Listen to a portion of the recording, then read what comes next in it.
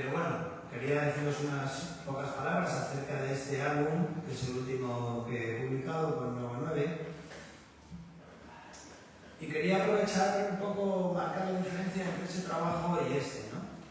En ambos trabajos he trabajado como guionista, pero son distintos. Yo considero ese un trabajo, el de Don Álvaro, si queréis, voluntario, aunque está para Cascaborra, él me ofreció el personaje, Álvaro de Bazán, pero estos cómics históricos a los enfermos como Pedro y como yo, por esta enfermedad conjunta de los cómics y de historia, pues hacer un cómic histórico es algo que hacemos por placer, ¿no?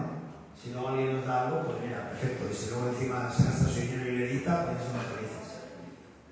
Pero este otro trabajo que tengo aquí en las manos, el Reencuentro en Burdeos, es muy diferente, porque aunque a mí me gusta el vino, soy también de la cerveza y nunca se me habría ocurrido hacer un cómic sobre el vino de Burdeos si alguien no me lo encarga.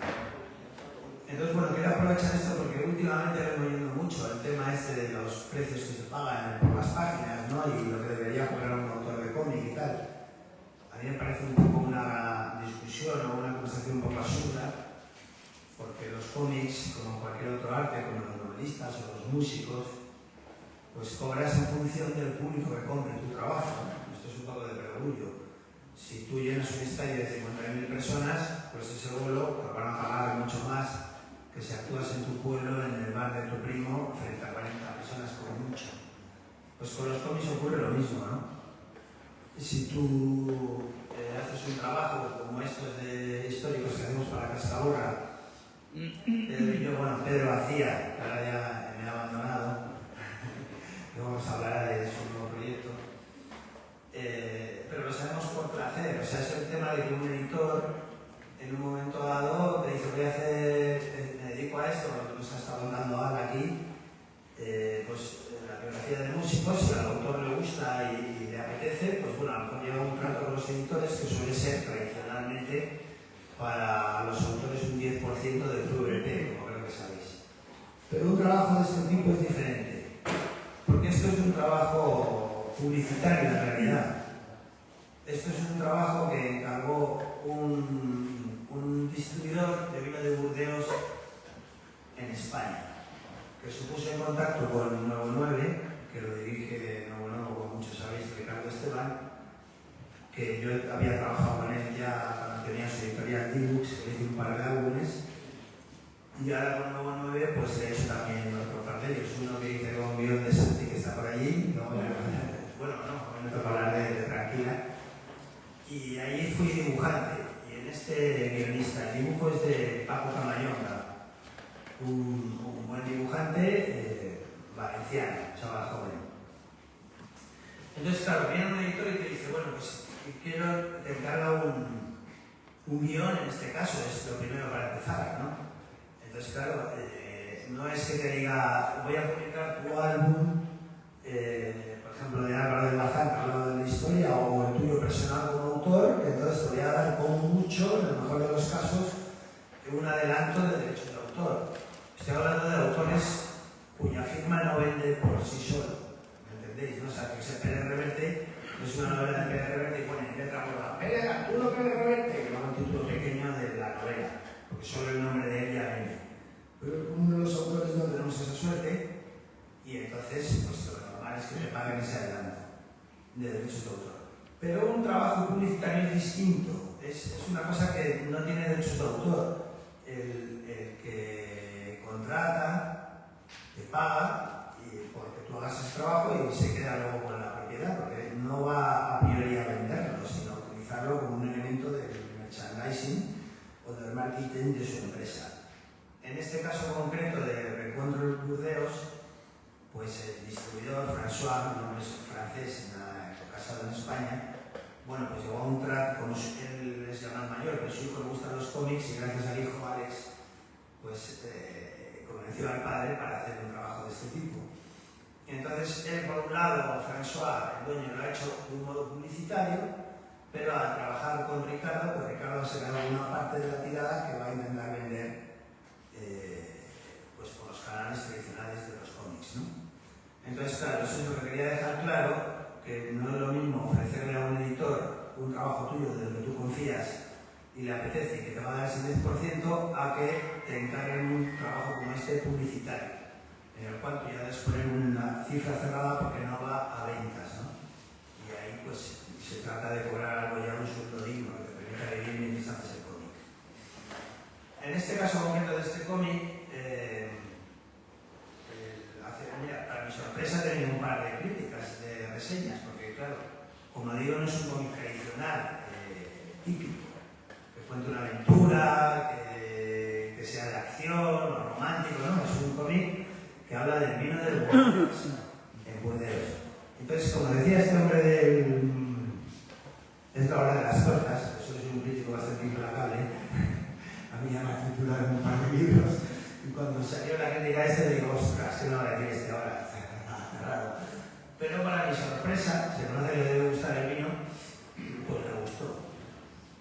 Entonces, creo que son cosas que nos ocurren a los autores, que tú haces tu libro tal, y luego te aparece un crítico que te hace un análisis y te cuenta cosas que tú mismo dices, anda, pues no había quedado en la cuenta, pero este tío tiene razón. Y en el caso concreto, voy a utilizar lo que dijo para haceros una breve semblanza del cómic, a ver si alguno se anima a comprarlo y os lo dedico luego, lo tenéis allí.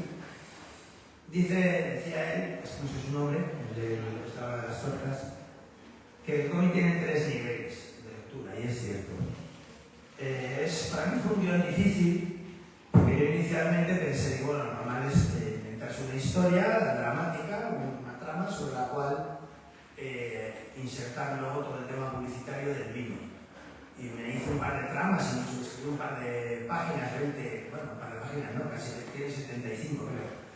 Y ya quedó con el cliente, el editor me lleva, lo típico, claro, y ahí ya pues le cuento los guiones y tal, y me dice el tío, bueno, pero es que eso puede ocurrir lo mismo en La Rioja que en Burdeos. Digo, bueno, pues sí, claro, donde haya. Dice, no, yo quiero algo de Burdeos. Le digo, bueno, pues como no nos lleves a Burdeos, me parece a mí que. Y el hombre me cogió la palabra. Y entonces nos pagó un viaje a Paco Camayón, al dibujante, y a mí a Burdeos.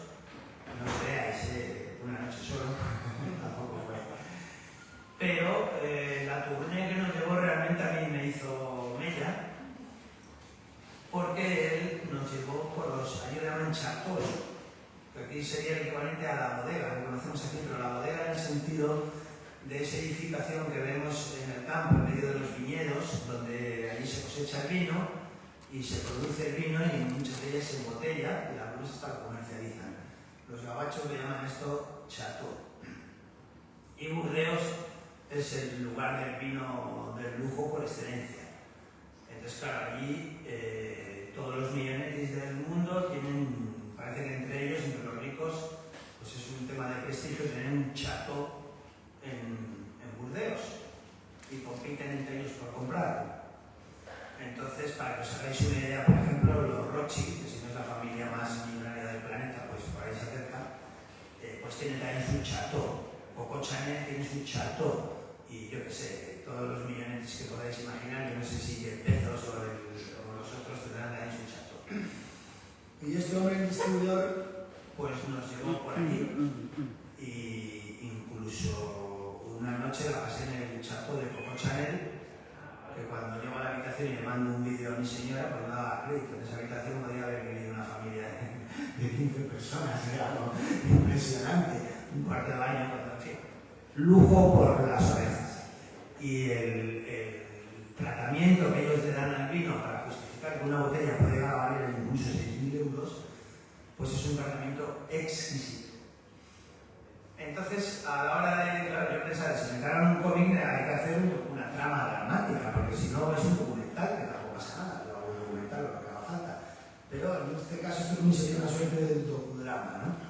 Entonces me inventé una historia simple, emocionante, no, de emociones, de una madre separada de la hija, en un momento hay un reencuentro, de ahí el título del libro, y bueno, esta es la trama emocional, que con final feliz, happy ending, porque como insisto es un producto publicitario, no está para imprimir ni para ganarle la vida a nadie.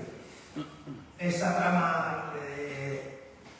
es la hora de las tortas de gusto, ese sería el primer nivel, pero si el cómic tiene 75 páginas, pues no sé, las páginas dedicadas a ese desarrollo Dramático serán 20 como mucho.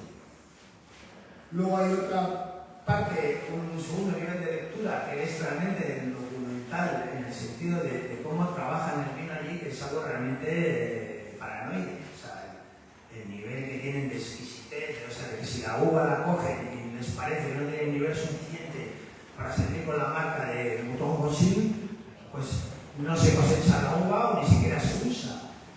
No mezclan las uvas de una parcela con la de la otra, en fin.